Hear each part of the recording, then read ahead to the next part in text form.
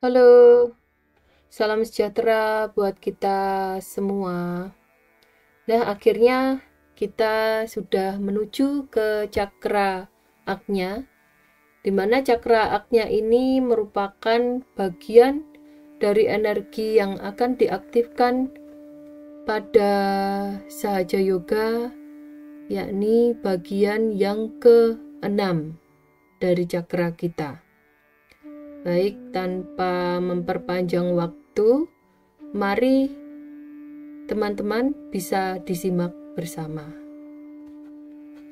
Cakra Agnya sangat terkait erat dengan yang namanya pengampunan.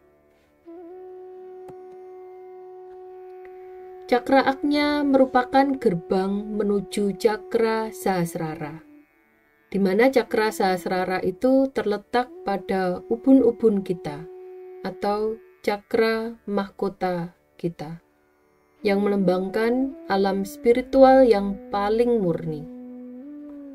Di sini jika teman-teman sudah mulai praktek meditasi Sahaja Yoga, maka di antara teman-teman pasti akan mengenal yang namanya energi Kundalini yang sudah diaktifasi pada diri kita. Ya, meditasi Sahaja Yoga akan mengantarkan kita untuk mengenal energi Kundalini melalui cakra Agnya sehingga akan masuk ke Sahasrara. Bagaimana cara mengetahui dari energi Kundalini bisa terasa ke Sahasrara? Nanti teman-teman bisa membuktikan di mana kedua telapak tangan kita akan terasa sejuk, atau di atas kepala kita terasa sejuk, atau bahkan terasa hangat ataupun panas. Nah, nanti kalau teman-teman sudah mulai merasakan energi Kundalini seimbang, kita akan merasakan di kedua telapak tangan kita akan terasa ada angin sejuk atau vibrasi sejuk. Pengalaman ini adalah pengalaman yang ajaib, melegakan, serta menyenangkan, sehingga kita akan benar-benar terhubung dengan kekuatan yang lebih tinggi yang menciptakan alam semesta. Kemudian, untuk posisi cakra Agnya terletak di otak kita. Cakra ini terletak di persimpangan serabut saraf optik di bagian tengah dahi. Getaran atau vibrasi pada cakra Agnya dapat dirasakan pada jari manis kita. Sedangkan untuk kualitasnya, hal-hal yang melekat pada cakra Agnya adalah dilambangkan dengan warna perak. Ini merupakan lambang dari cakra Agnya. Jika cakra ini selaras, maka kita akan bisa membersihkan dengan elemen cahaya. Jadi elemen cahaya sangat terkait erat dengan cakra Agnya. Kemudian untuk titik-titik posisi di kepala, maka cakra Agnya itu bisa kita dapatkan pada dahi depan, kemudian kepala bagian belakang, sisi kanan ataupun kiri kepala di atas telinga. Sedangkan untuk posisi di jemari tangan bisa kita ketahui pada jari manis sebelah kiri dan kanan. Kemudian untuk di jemari kaki, jari sebelah kelingking kaki. Untuk titik posisi di kepala, kita bisa lihat nanti ada pada posisi persimpangan talamus optik, yakni persimpangan dari kelenjar pineal dan pituitari. Nah, di sini teman-teman nanti bisa browsing apa sih kelenjar pineal atau pituitari. Saya tidak akan sampaikan karena nanti terlalu lama dalam pembahasannya. Baik. Untuk cakra Ajna memiliki karakteristik. Jadi ciri-cirinya kalau untuk tubuh halus kita, cakra ini memiliki 2 kelopak. Kemudian elemen yang mewakili adalah cahaya, kemudian warnanya perak. Sedangkan jaringan fisiknya pada tubuh bisa diperlihatkan pada persimpangan optik talamus. Sedangkan untuk planet yang mengaturnya adalah matahari. Kemudian kualitas, jika cakra Ajna ini seimbang, kita akan semakin dimampukan untuk mengampuni orang lain. Kemudian kita bisa lebih memiliki kesadaran tanpa pikir. Kemudian kita lebih juga berperi kemanusiaan serta memiliki rasa welas asih. Untuk aspek ilmiah, pada cakra Ajna yang terdapat pada kiasma optik, pusat saraf ini terkait dengan penglihatan yang terletak di dekat kiasma optik yang telah tadi saya sampaikan, yakni kelenjar pineal dan pituitari dirawat oleh pusat energi ini. Apa sih kok berulang kali kiasma optik? Di sini saya sudah googling dan saya ringkaskan buat teman-teman semua bahwa kiasma optik atau kiasma optikum merupakan bagian otak tempat saraf optik bersilangan dan karenanya sangat penting untuk jalur penglihatan.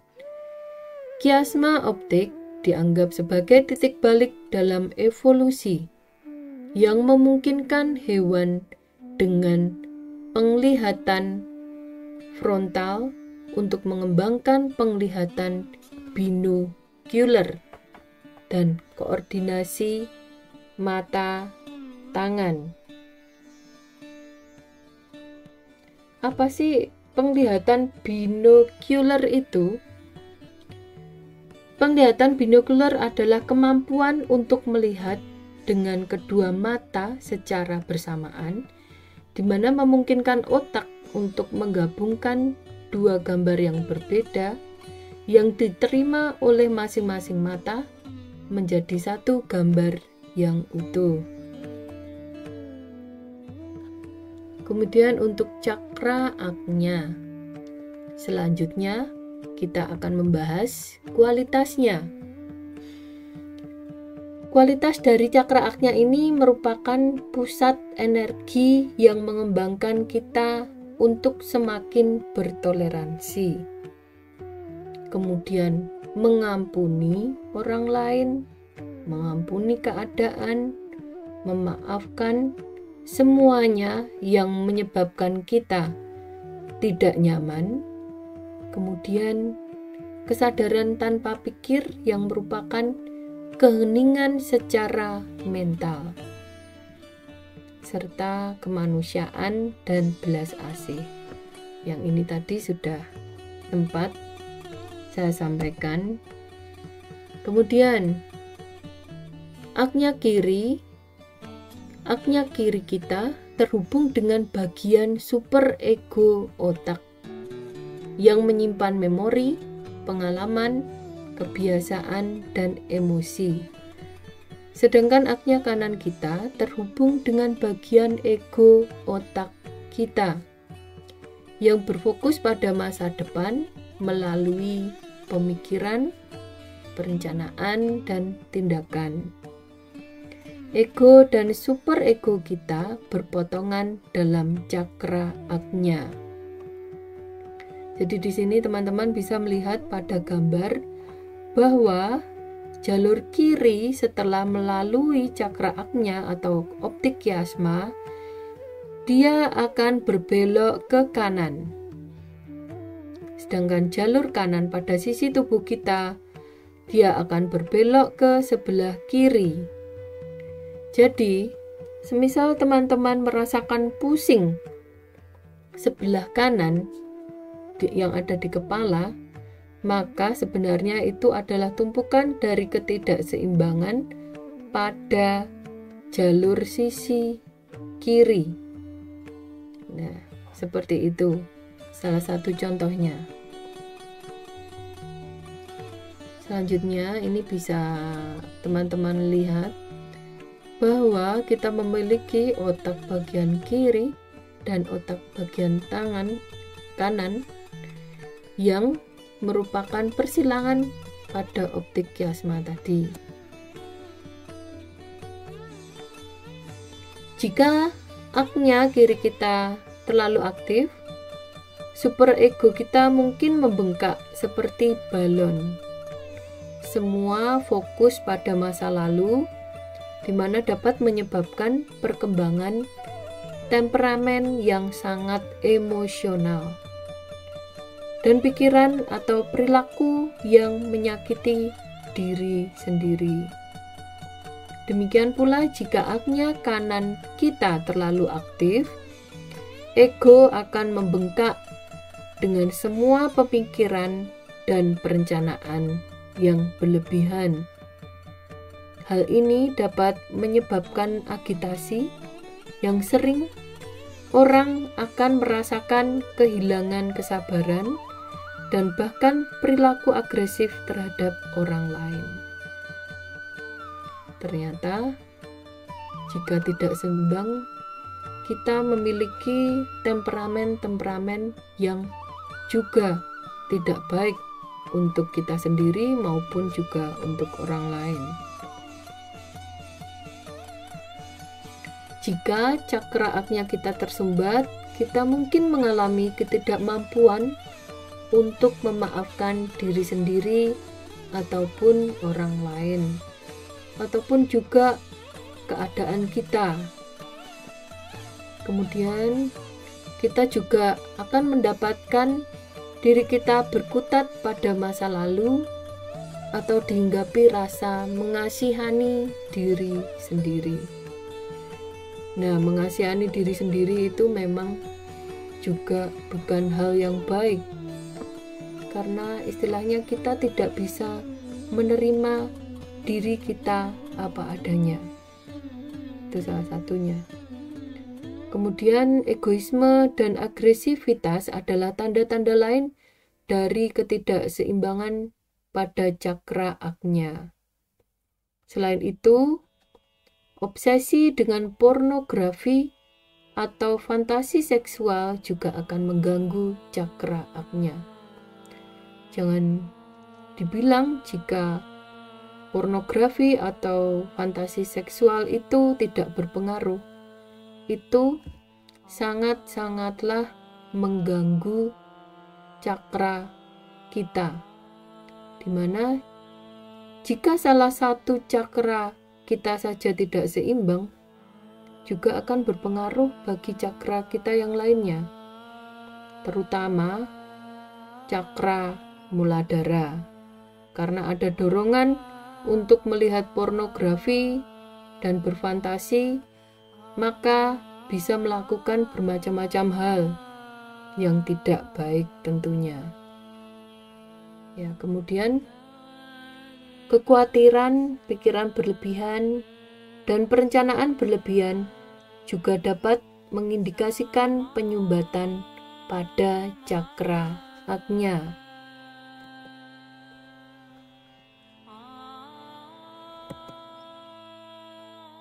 Gimana cara menyeimbangkan cakra agnya ini?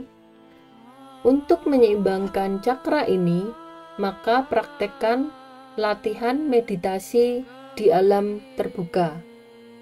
Cobalah bermeditasi di luar ruangan sambil melihat ke langit. Kita juga dapat meletakkan tangan kanan di dahi, lalu menundukkan kepala sedikit dan berkata, Saya memaafkan semua orang, termasuk diri saya sendiri. Cobalah teman-teman untuk mengungkapkan rasa maaf yang ada di dalam diri kita, terutama yang berkaitan dengan hati kita. Kemudian cara terbaik untuk menjaga keseimbangan cakra Agnya adalah dengan menghindari pemikiran dan perencanaan yang berlebihan. Jalanilah hidup di masa kini dan nikmatilah setiap detiknya. Ya, pada visual video teman-teman bisa melihat jika teman-teman sudah banyak menyimak pada channel ini, bisa mengenal ini yang namanya Muladhara mengatur untuk kepolosan. Kemudian di sini adalah letak dari energi ilahi atau Kundalini. Kemudian ini Swadhisthana, kreativitas. Kemudian Nabi, kedamaian. Kemudian cakra Anahata, yang hati adalah berkaitan dengan kasih dan welas asih.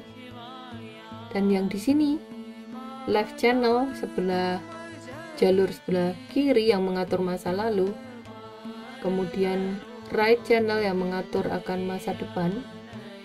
Nah, dan di sini yang bagian keenam ini adalah cakra Agnya yang mengatur kualitas dari pengampunan, di mana kita memiliki kekuatan untuk mengampuni diri sendiri maupun orang lain.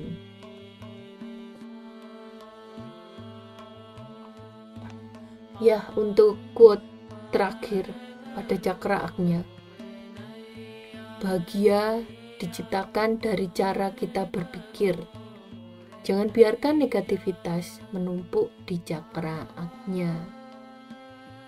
Ya, cara kita menerima segala sesuatu akan menciptakan kita bahagia ataupun tidak bahagia. Terima kasih. Salam sahaja. Namaste. Sampai ketemu pada video selanjutnya, yakni Cakra Sahasrara.